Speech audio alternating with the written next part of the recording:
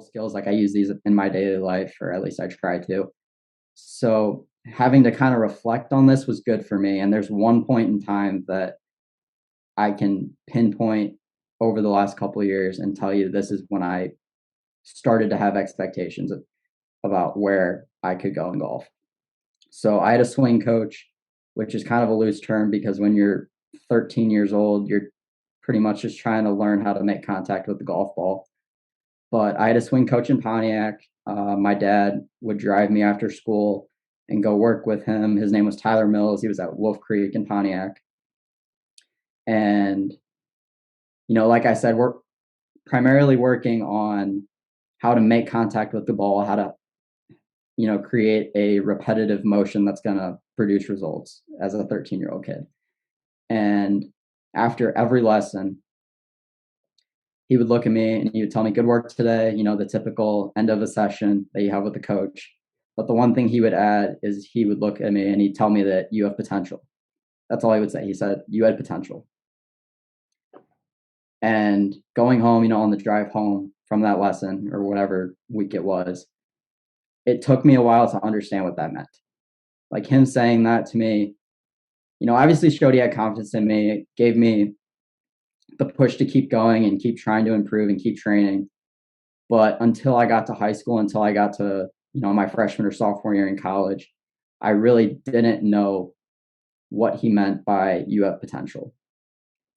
And seeing now how that has influenced me, how that's impacted my mentality in approaching the game, that's given me just that little comment has given me the confidence and the motivation in my work ethic, in how I approach the game, how I approach my training, no matter what it is. Maybe it's like a self-fulfilling prophecy. I think that's what it's called. But him telling me that I had potential actually, gave me the limit to what I could do. It showed me, you have to keep working to get better, obviously. But it also showed me that there is a path. At that point, I thought there was a path to Division I athletics. But like I said, accomplishing the goal of playing collegiate athletics, that had a significant role in just pushing me to keep going and pushing me to be the best athlete that I could be. There's a lot of power in what you just said, because I think that just shows you how powerful our mentors, our teachers, our coaches are. Is just that one thing of saying you have potential. And although it may have taken you a little while to understand, like, oh, this is what my coach Tyler was talking about. I have potential in this. Now from what I've heard, now you are able to take that just one little statement, not only use it in sports, but then as you transition into, your career.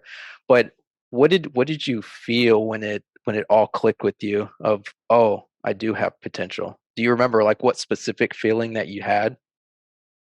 Yeah, I don't really think it was a specific feeling or like a specific point in time, really. But I remember at some point, I think it was my sophomore year at Millikin. So post high school, everything that I accomplished there, kind of getting acclimated to the collegiate environment. I was in a really bad slump. They call it the sophomore slump. It's a real thing. I went through it, and just a few struggles on and off the golf course. I really